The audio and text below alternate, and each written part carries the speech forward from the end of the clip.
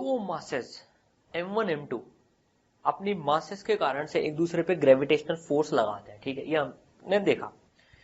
अब देखिए फोर्स होती है G m1 m2 by r square, 1 by r square की तरह से वेरी कर रही है। वर्क एनर्जी पावर चैप्टर में हमने देखा था ऐसी फोर्सेस कंजर्वेटिव होती हैं। तो जो ग्रेविटेशनल फोर्स है ये भी एक कंजर्वेटिव फोर्स है। इनफैक्ट अगर एक मास फिक्स हो जाए ना जैसे, तो दूसरे मास तो हमेशा उसकी तरफ ही फोर्स उसकी तरफ ही पॉइंट करेगी। तो it is like a central force होगी वो, और सेंट्रल फोर्सेस तो कंजर्वेटिव होती हैं, ठीक है। इनके बारे में सेंट्रल फोर्सेस, कंजर्वेटिव फोर्सेस, इनके बारे में हम वर्क एनर्जी चैप्टर में ऑलरेडी पढ़ चुके हैं। अब देखिए मुद्दे की बात क्या है, कंजर्वेटिव फोर्सेस के कोरस्पॉन्डिंगली ये m1 और m2 जो ग्रेविटेशनल फोर्सेस है इंटरनल है। पहली बात तो इंटरनल कंजर्वेटिव फोर्सेस के कोरस्पॉन्डिंग पोटेंशियल एनर्जी हम डिफाइन कर सकते हैं, ये भी हम जानते हैं। Work done by internal conservative force is equal to minus delta U, ठीक है।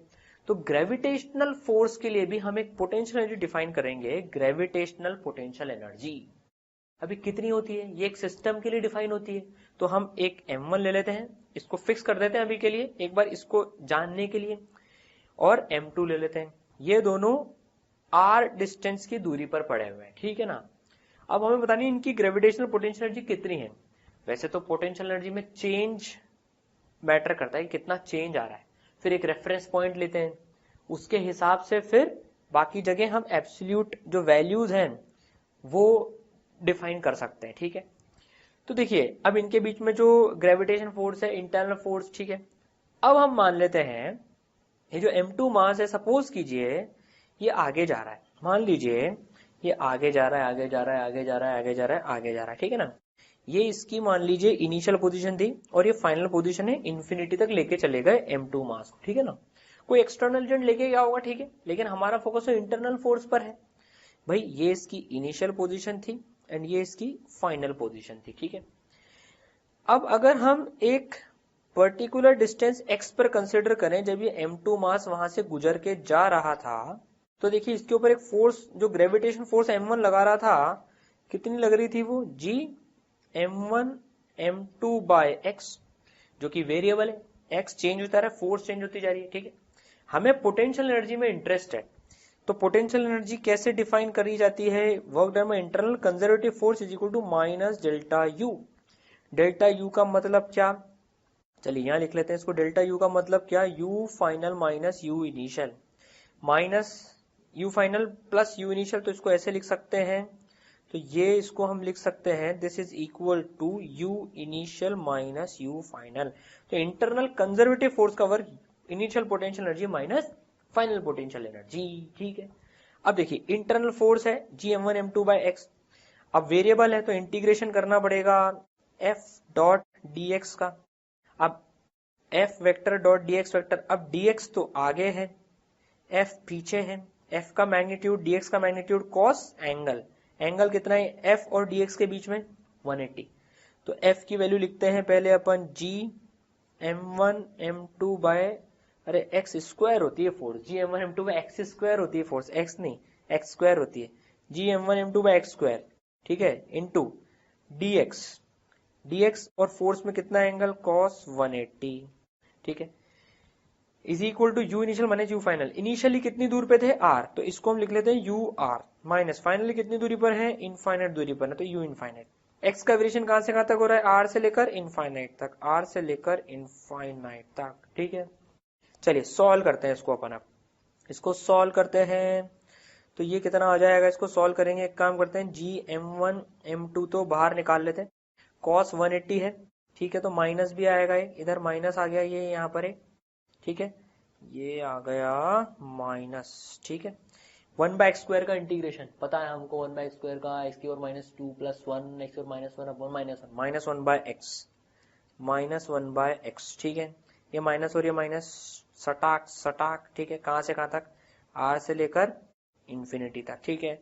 इसको सॉल्व कर लेते हैं, तो जी m1 m2 कितना आएगा, ये इसको यहीं के यहीं सॉल्व निपटारा कर लेते हैं। पहले आएगा 1/इंफिनिटी, पहले आएगा ये 1/इंफिनिटी माइनस 1/r, 1/इंफिनिटी इज 0 गया, तो ये हमारे पास में आ गया minus G m1 m2 bye r। चलिए इसको ऊपर लिख लेते हैं, क्या आया, potential energy at r minus potential energy at infinite, जब ये इन्फाइनेटली दूर है, that is equal to minus G m1 m2 by r, ठीक है, minus G m1 m2 by r, ठीक है। u इन्फाइनाइट को इधर ले जाते हैं, एक काम करते हैं, तो इसको ऐसे लिख लेते हैं, this is equal to minus होके वो प्लस में जाएगा u इन्फाइनाइट, ठीक है, तो u infinite minus G m1 m2 by r. अब अगर हम इंफिनिटी पे रेफरेंस जीरो ले लें पोटेंशियल एनर्जी का, इनफाइनाइट दूरी पर अगर हम ये रेफरेंस जो है जीरो ले लें, अगर हम इंफिनिटी पे रेफरेंस जीरो ले लें पोटेंशियल एनर्जी का, तो आर डिस्टेंस की दूरी पर जो पोटेंशियल एनर्जी का फंक्शन आ गया वो कितना आ गया, देखिए इसको जीरो ले लें तो zero minus this minus of G m1 m2 by r, minus of g m1 m2 by r, this is potential energy of m1 and m2, gravitational potential energy of m1 and m2 when they are at r distance। तो देखिए r distance पे जब m1 m2 है तो उसकी potential energy minus G m1 m2 by r आ गई, और इनफाइनाइट पे हमने रेफरेंस जीरो लिया है। अब इसको हम फिजिक्स से भी समझ सकते हैं, देखिए भाई जब ये m2 भाई साहब ये इनफाइनाइट पे थे, मान लीजिए सपोज कीजिए इसको इनफाइनाइट से हमने छोड़ा, मान लीजिए, ठीक है ना, तो ये इसको इनफाइनाइट से छोड़ा, यहां पर इसकी पोटेंशियल एनर्जी हमने जीरो ही ले ली, इनफाइनाइट पे जो पोटेंशियल एनर्जी थी वो हमने जीरो ले ली। तो जब इधर आएगा तो देखिए इंटरनल फोर्स जो ग्रेविटेशन की फोर्स है वो इधर ही लग रही है, लेफ्ट में, डिस्प्लेसमेंट भी लेफ्ट में हो रहा है, तो internal force positive work done कर रही है, देखिए पॉजिटिव कर रहे ना, फोर्स भी इधर डिस्प्लेसमेंट भी इधर, और यहां आते आते ये तो स्पीड से भागता भागता भागता आएगा, क्योंकि m1 इसको खींच रहा है, तो m2 दौड़ लगाते हुए आएगा। तो यहां पर इसके पास में कुछ काइनेटिक एनर्जी है, यहां पर इसके पास में काइनेटिक एनर्जी कितने से छोड़ा था, जीरो से छोड़ा था, मान लीजिए रेस्ट से छोड़ा था, तो यार इसके पास काइनेटिक एनर्जी आई कहां से, सोच के देखिए, कोई एक्सटर्नल एजेंट तो है नहीं जो कि वर्क कर रहा हो, जो भी हुआ है वो इंटरनल फोर्स ने वर्क किया है, ग्रेविटेशन फोर्स ने, तभी तो काइनेटिक एनर्जी आई है। तो देखिए पोटेंशियल एनर्जी घट के ही काइनेटिक एनर्जी आई है यहां पर, भाई ये यहां से रेस्ट से छोड़ा था, दौड़ लगा के आएगा, इसको दौड़ लगाने की एनर्जी आई कहां से, एनर्जी तो कंजर्व्ड है, कोई एक्सटर्नल एजेंट तो है नहीं जो वर्क कर रहा है, ठीक है, तो इसके पास में एनर्जी कहां से आई, पोटेंशियल एनर्जी कम होकर, इसलिए इसकी पोटेंशियल एनर्जी कम हो गई।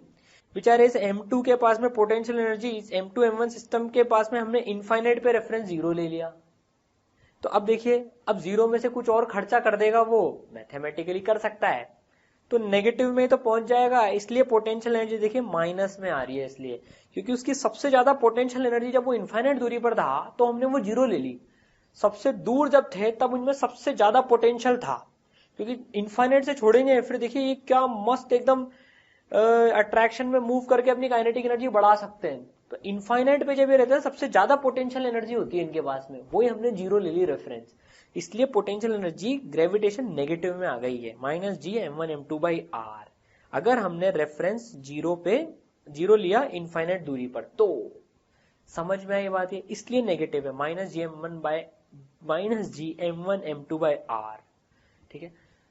अब देखिए इसमें कंफ्यूजन नहीं, ये इसमें ना कई बार चक्कर पड़ जाता है, देखिए फोर्स होती है G m1 m2 by r square, potential energy होती है minus G m1 m2 by r, potential energy में आर आता है, फोर्स में आर स्क्वायर आता है, हमने वो डेरिवेशन के टाइम पर 1/x लिख दिया था, 1/x स्क्वायर क्या होता है, तो कंफ्यूजन आ जाता है ये, तो ध्यान रखें इसका, फोर्स होती है G m1 m2 by r square, और पोटेंशियल एनर्जी में 1/r का टर्म आता है, ठीक है।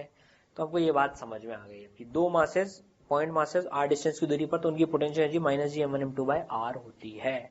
चलिए भाई बहुत अच्छी बात, आप कुछ सवाल करते हैं, मान लीजिए m1 मास है जो कि फिक्स है, m2 मास जो है इनफाइनाइट पर है, ठीक है, अब इसको यहाँ पर रेस्ट से छोड़ दिया, अब ये दौड़ लगाता हुआ आएगा, मान लीजिए r डिस्टेंस पर हमसे किसी ने पूछा भैया बताइए कितनी वेलोसिटी v से ये भाई साहब आ रहे हैं, तो प्रश्न हमसे पूछा गया है, if m2 is released from rest at infinity, find its velocity when it reaches at a distance r from m1। तो जब ये r डिस्टेंस की दूरी पर आ गया तो हमको इसकी स्पीड बतानी है, वेलोसिटी बतानी है, डायरेक्शन तो पता है, ये भाई साहब फिक्स है। अब सर ये भाई साहब फिक्स कैसे है, m1 को फिक्स कैसे रख रखा है, ये किसी एक्सटर्नल एजेंट ने इसको पकड़ के रख रखा है, किसी ने इसके ऊपर जो है एक एक्सटर्नल फोर्स लगा रखी है, इसको फिक्स कर रखा है यहां से, ठीक है ना, डिस्प्लेसमेंट नहीं करा रहा है। तो ये एक्सटर्नल एजेंट कितना वर्क कर रहा है, जीरो, इस मास को पकड़ के रख रखा है, डिस्प्लेसमेंट जीरो है, तो वर्क डन एक्सटर्नल जीरो है। अब देखिए वर्क एनर्जी थ्योरम लगाते हैं इस पे अपन, वर्क एनर्जी थ्योरम। तो सिस्टम के ऊपर एक तो internal force, work done by internal force जो कि ग्रेविटेशन फोर्स है, plus work done by external force is equal to, दो ही फोर्सेस है, इंटरनल ग्रेविटेशन और एक्सटर्नल ये वाली, is equal to kinetic energy final of the system minus kinetic energy initial of the system, ठीक है। अभी इंटरनल फोर्स का वर्क डन क्या देखा था हमने, माइनस डेल्टा यू, मतलब you initial minus U final, plus external का वर्क डन तो जीरो है क्योंकि कोई डिस्प्लेसमेंट नहीं हो रहा है भाई साहब, फिक्स है ये zero, is equal to final kinetic energy, दोनों मासेस की kinetic energy minus initial kinetic energy, दोनों मासेस की काइनेटिक एनर्जी, सिस्टम की काइनेटिक एनर्जी ध्यान रखना है। फाइनल काइनेटिक एनर्जी m1 की कितनी, जीरो, प्लस m2 की कितनी, हाफ m2 v स्क्वायर, ठीक है, माइनस इनिशियली ये भी रेस्ट पे ये भी रेस्ट पे, जीरो प्लस जीरो, ठीक है। सॉल्व कर लेते हैं, u इनिशियल की वैल्यू इनफाइनाइट पे जब थे, रेफरेंस हमने ले लिया इसका जीरो। देखिए हम पोटेंशियल एनर्जी में ये भी पढ़ के आए, रेफरेंस कुछ भी लें, जो दो पॉइंट्स के बीच में डिफरेंस आता है वो तो इंडिपेंडेंट ऑफ रेफरेंस आता है, तो यहां भी वैसा ही है। तो हम इनिशियली जब इनफाइनाइट पे था तब जीरो ले लिया, फाइनली कितना आया, final minus G m1 m2 bye कितनी दूरी r is equal to half m2 v square.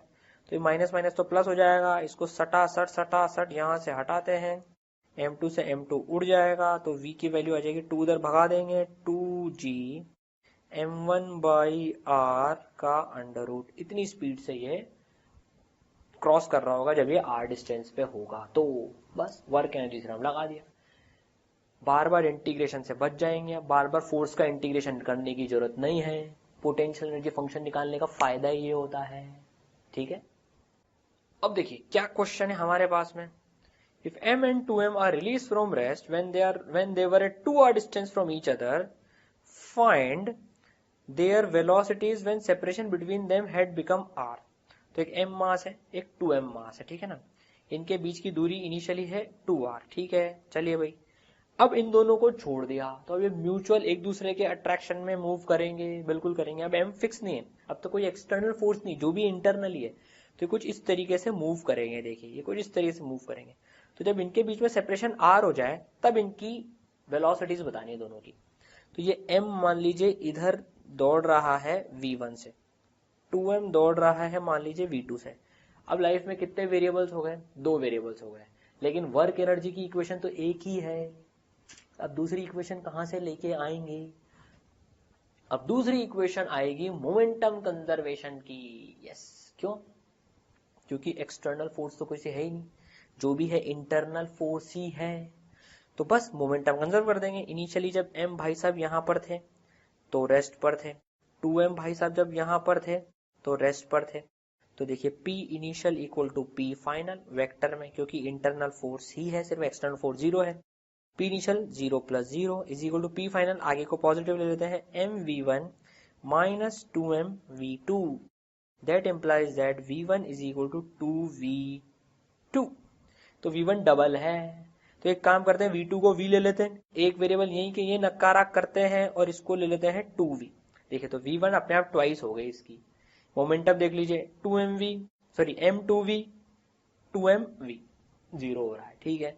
अब बस एक वेरिएबल हमने मोमेंटम से निपटा दिया। दूसरी equation work done by external plus work done by internal, external तो है ही नहीं इसमें, work done by internal force is equal to kinetic energy final minus kinetic energy initial. ये भाई साहब कितने हो जाते हैं, u initial minus u final is equal to kinetic final minus kinetic initial. इसको थोड़ा सा रीअरेंज करके देखते हैं, मस्त एक और इक्वेशन मिलेगी। फाइनल इधर ले आते हैं, इनिशियल इधर ले आते हैं, u initial plus kinetic initial is equal to u final plus kinetic final. क्या बात है, u plus K potential plus kinetic mechanical energy, तो initial mechanical energy final mechanical energy के बराबर है। इस केस में होगी भी सही, कोई एक्सटर्नल फोर्स का वर्क नहीं हो रहा, कोई नॉन कंजर्वेटिव फोर्स नहीं है, तो मैकेनिकल एनर्जी ही तो होगी, तो मतलब मैकेनिकल एनर्जी ही तो कंजर्व्ड होगी, ठीक है। इसका मतलब इसमें क्या हो रहा है, जो इनकी पोटेंशियल एनर्जी थी ना, जो इनकी दूर जब थे ये, तो इनके पास में पोटेंशियल एनर्जी थी, पोटेंशियल एनर्जी खर्च करके इन्होंने अपनी काइनेटिक एनर्जी बढ़ा ली। बस अब इक्वेशन में डाल देंगे, इसी इक्वेशन में वैल्यू डाल देते हैं। चलिए, इनिशियल पोटेंशियल एनर्जी जब इनफाइनाइट पे थी कितनी थी, 0। काइनेटिक एनर्जी कितनी इनिशियली, 0 + 0 दोनों मासेस की। Final potential energy -Gm 2m कितना डिस्टेंस है, ओ इनिशियल पोटेंशियल एनर्जी 0 नहीं है भैया, 1 मिनट, इनफाइनाइट पे नहीं थे, 2r डिस्टेंस पे थे। जल्दीबाजी करेंगे तो चक्कर बढ़ेगा, दुर्घटना से देर भली। तो 2r डिस्टेंस पे थे भाई, इनिशियल तो -Gm 2m/2r, final -Gm 2m/r plus kinetic energy final. अब यहाँ जगह खत्म हो गई है हमारे पास में, तो काइनेटिक एनर्जी फाइनल का टर्म क्या आएगा, फाइनली दोनों की काइनेटिक एनर्जी आएगी 12m 2v का होल स्क्वायर प्लस 12 2mv²। ठीक है, जो भी आंसर आएगा आ जाएगा इक्वेशन सॉल्व करके। सीखने का पॉइंट क्या था, momentum conservation and work energy. ठीक है, चलिए अब हमने दो पॉइंट मासेस की पोटेंशियल एनर्जी पढ़ ली, -Gm1m2/r। लेकिन अगर मान लीजिए पॉइंट मास नहीं होकर एक सॉलिड स्फीयर हो, कैपिटल M मास का, ठीक है, और एक छोटा m मास हो, ये r डिस्टेंस की दूरी पर है, इसके सेंटर से इस पॉइंट मास की दूरी है r, तो क्या इनके बीच में जो पोटेंशियल एनर्जी होगी अब वो कैसे निकालें, ये पॉइंट मास तो है नहीं। इनफैक्ट मान लीजिए अगर ये भी एक स्फीयर होता, मान लीजिए ये भी एक स्फीयर है, बड़ा छोटा कुछ भी हो सकता है, और इसके सेंटर से लेकर इसके सेंटर तक की, इसके सेंटर से लेकर इसके सेंटर तक की दूरी है स्मॉल r, इनकी पोटेंशियल एनर्जी क्या होगी। देखिए हमने पढ़ा है, ये मास जो सॉलिड स्फीयर है ये ऐसी ग्रेविटेशन फील्ड प्रोड्यूस करता है बाहर, जैसे कि कोई पॉइंट मास हो अपने सेंटर पे रखा हुआ। तो यार इस m को क्या लगेगा, इस m को क्या लगेगा कि यहां पर तो कोई पॉइंट मास पड़ा हुआ है कैपिटल M का, और इस सॉलिड स्फीयर को अगर ये पॉइंट मास है तब तो ऐसे लगेगा पॉइंट मास है। इनफैक्ट अगर ये भी एक सॉलिड स्फीयर होता, ये भी एक सॉलिड स्फीयर होता, तो इसको लगता यार ये स्मॉल m का पॉइंट मास पड़ा हुआ है, क्योंकि ये भी ऐसी ग्रेविटेशन फील्ड प्रोड्यूस करेगा जैसे कि स्मॉल m सेंटर पे है। तो जब इनका बिहेवियर अगर इनके बाहर देखें पॉइंट मास जैसा है, तो सॉलिड स्फीयर की जो पोटेंशियल एनर्जी आएगी with point mass and with solid sphere, कुछ भी ले लें, यहां पर अपन पॉइंट मास ले लें, इसको मान लीजिए पॉइंट मास है m, तो इसकी पोटेंशियल एनर्जी पता है कितनी आएगी, उतनी आएगी जितनी की यहां पर अगर कैपिटल M मास का एक पॉइंट मास होता, जो कि कितनी होती है -G capital M small m/r, उतनी की उतनी ही आएगी। अगर यहां पर सॉलिड स्फीयर होता ना तो भी यही आती, यहां पर पॉइंट मास है तो भी यही आएगी, क्योंकि सॉलिड स्फीयर खुद के बाहर ऐसी फील्ड प्रोड्यूस करता है जैसे कि पॉइंट मास करता है उसके सेंटर पे रखा हुआ। तो अगर इसको इनफाइनाइट से लेके भी आएंगे ना तो सेम इंटीग्रेशन ही होगा, क्योंकि फोर्स तो सेम ही लग रही है। ठीक है, तो सॉलिड स्फीयर और पॉइंट मास के बीच की जो पोटेंशियल एनर्जी होती है वो उतनी होती है, सॉलिड स्फीयर की भी उतनी होती है, पॉइंट मास की भी उतनी ही होती है। ठीक है, चलिए भाई समझ में आई है हमको बात, काम आने वाला है ये अभी अपने। ठीक है, अब मान लीजिए हमसे क्वेश्चन पूछा गया है, find speed u0 of the particle such that it reaches maximum height of 3r above the earth surface, r is radius of the earth.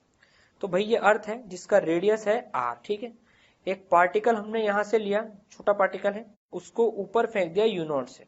कितनी u0 से फेंके इन भाई साहब को कि ये 3r हाइट तक पहुंच जाए, ये जो इसकी हाइट है 3r हो जाए, जहां पर r इसका ये अर्थ का रेडियस है। ठीक है सर, ये मोशन अंडर ग्रेविटी जैसा कुछ लग रहा है कि भाई कितने से फेंकें कि h हाइट कवर कर ले।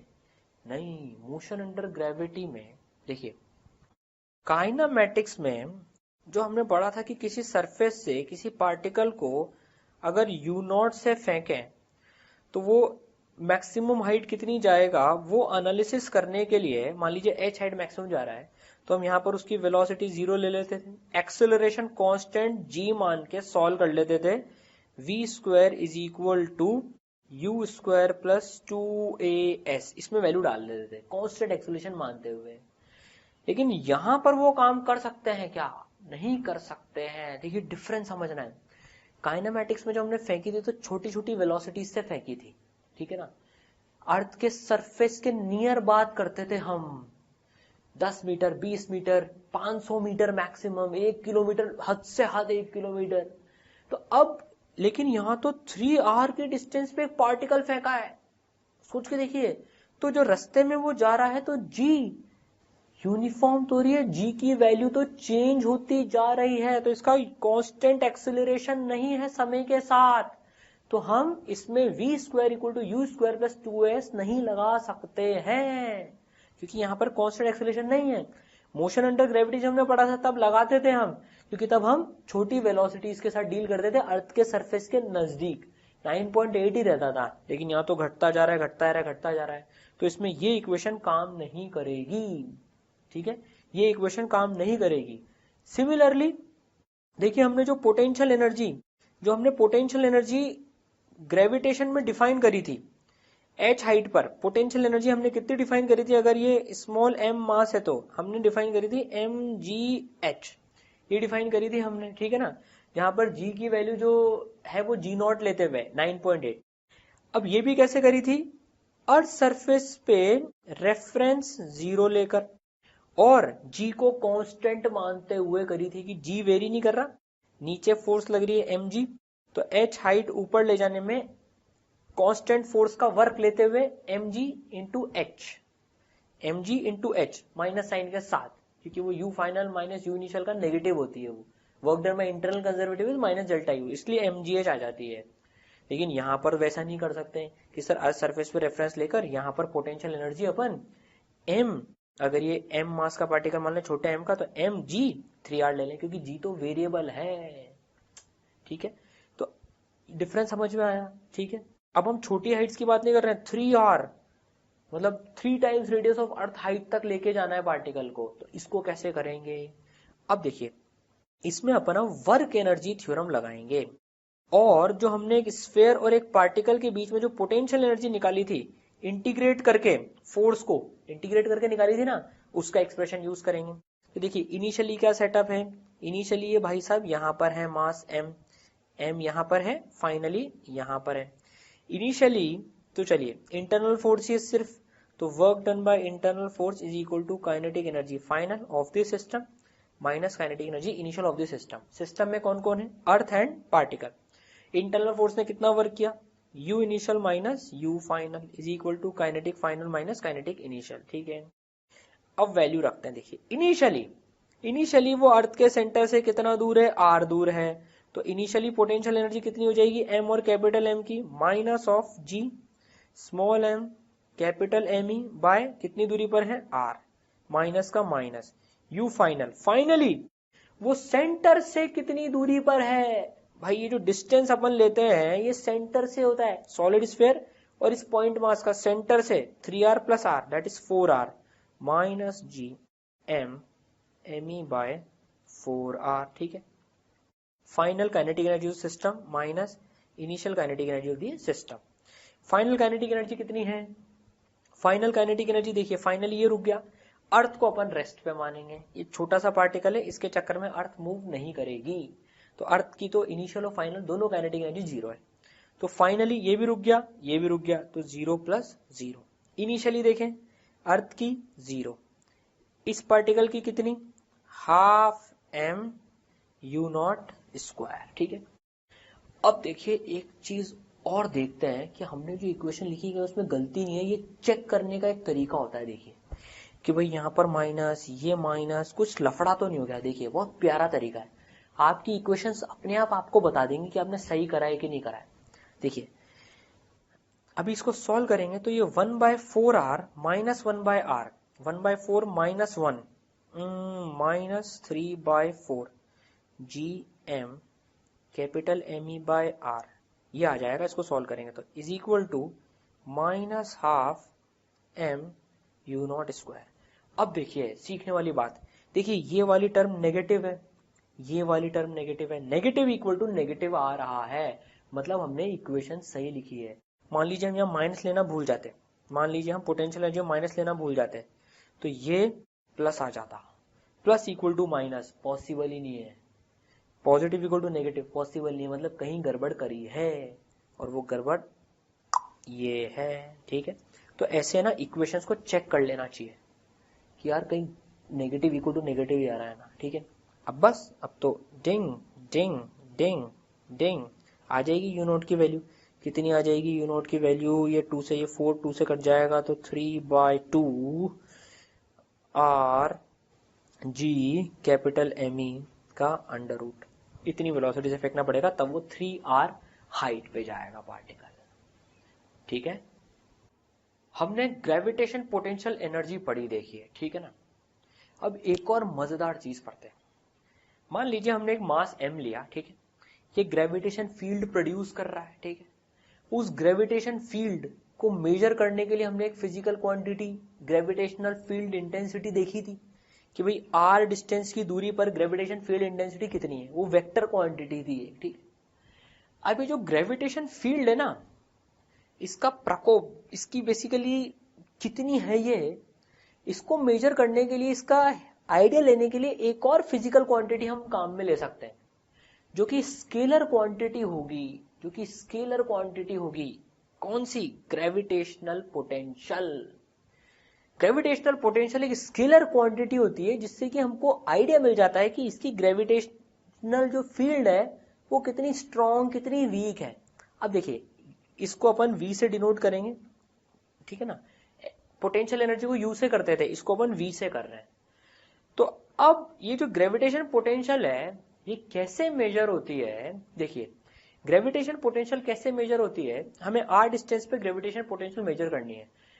ग्रेविटेशन फील्ड इंटेंसिटी मेजर करने के लिए हमने क्या करा था, एक टेस्ट मास लेके आए थे, जिस जगह पर मेजर करना था वहां पर एक टेस्ट मास रख दिया था, तो अभी भी यही करेंगे, यहां पर हम एक टेस्ट मास m रख देंगे और इसकी पोटेंशियल एनर्जी u मेजर कर लेंगे। वहां फोर्स मेजर करते थे, यहां पोटेंशियल एनर्जी मेजर करेंगे। देखिए GFI ग्रेविटेशन फील्ड इंटेंसिटी निकालने के लिए फोर्स देखते थे, यहां u देखेंगे कितनी आ रही है, -g capital M small m by r। ठीक है, अब ग्रेविटेशन पोटेंशियल तो हमें कैपिटल M का निकालना था, ये तो टेस्ट चार्ज है, ये तो टेस्ट मास है, बार बार चार्ज निकल रहा है। एक्चुअली में क्या है, हम जो ये पोटेंशियल का जो बहुत डिटेल में एनालिसिस करते हैं ना, ये इलेक्ट्रोस्टैट में करते हैं, इलेक्ट्रिक पोटेंशियल का, उसी सिमिलर तरीके से ये ग्रेविटेशन पोटेंशियल आती है, इसलिए चार्ज निकल रहा है बार बार। ये टेस्ट मास है यहाँ पर, ठीक है ना, ये टेस्ट मास ले लिया M। अब लेकिन हमको तो इस कैपिटल M के चक्कर में चाहिए, अब इस कैपिटल M के चक्कर में पोटेंशियल निकालने के लिए ये स्मॉल m तो हटाना है। तो देखिए पोटेंशियल, ग्रेविटेशन पोटेंशियल V कैसे डिफाइन होती है, U बाय M, जैसे GFI ग्रेविटेशन फील्ड इंटेंसिटी कैसे डिफाइन होती थी, F बाय स्मॉल m, तो ये U by small m test charge से डिवाइड कर देते हैं ताकि टेस्ट चार्ज के इंडिपेंडेंट आ जाए। मतलब जो कैपिटल M मास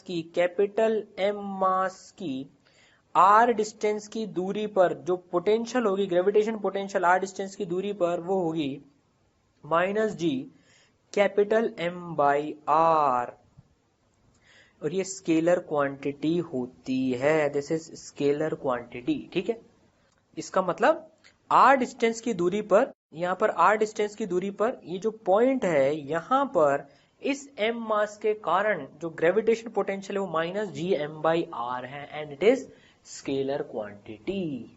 तो यहाँ पर r डिस्टेंस की दूरी पर कितनी होगी, उतनी होगी, gm -gm बाई r। यहाँ पर r डिस्टेंस की दूरी पर कितनी होगी, -gm बाई r। यहाँ पर r डिस्टेंस की दूरी पर -gm by r, and it is scalar quantity. ठीक है, अब इसका फायदा देखिए, तो ये टेस्ट कैसे देखा हमने, टेस्ट मास रख के u निकाल ली, फिर m से डिवाइड कर दिया। ठीक है, तो एक पॉइंट मास के चक्कर में आ गए -gm बाई r। चलिए अब मान लीजिए किसी ने हमसे बोला m और m है, कैपिटल M 2r डिस्टेंस की दूरी पर है, ग्रेविटेशन पोटेंशियल निकालनी मिड पॉइंट, तो ये इसके मिड पॉइंट पे निकालनी है, आर और आर, ठीक है।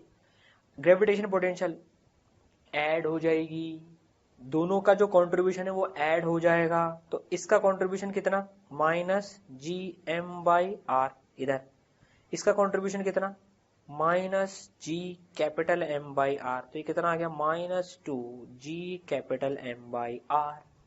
अरे सर इसके चक्कर में तो इधर होगी ना, और इसके चक्कर में तो इधर होगी, देखिए कैंसिल हो गई। अरे भैया potential is a scalar quantity, vector नहीं है जो डायरेक्शन होगा, ये ध्यान रखना है, यही तो फायदा है इसका, बिंदास एकदम, ठीक है। तो minus two G capital M by R आ गई। अब मान लीजिए किसी ने हमसे बोला ये एक स्क्वायर है, m 2m 3m 4m, 4 masses given है, इसके सेंटर पे ग्रेविटेशन पोटेंशियल बताओ, तो वेक्टर लेने की जरूरत ही नहीं है, सटा सट होएगा। मान लीजिए ये डिस्टेंस a गिवन है, तो इसका कंट्रीब्यूशन कितना होगा, m का contribution minus G small m by a, point mass से a की दूरी पर इतना होगा, इसका कंट्रीब्यूशन कितना होगा, minus G 2m by a, ये स्क्वायर है तो सिमेट्री से सारे a हो जाएंगे, इसका कितना होगा, minus ji 3m by a, इसका कितना होगा, minus G 4m by a। कोई वेक्टर का लफड़ा ही नहीं है क्योंकि ये स्केलर क्वांटिटी है। कितना हो जाएगा, 3 + 3 6 + 4 10, तो minus ji 10m by a, इतनी हो जाएगी ग्रेविटेशन पोटेंशियल यहाँ पर। बस समझ में आई बात, ठीक है। पोटेंशियल का और डिटेल में डिस्कशन अपन इलेक्ट्रोस्टैट चैप्टर में लेंगे वापस से, ठीक है।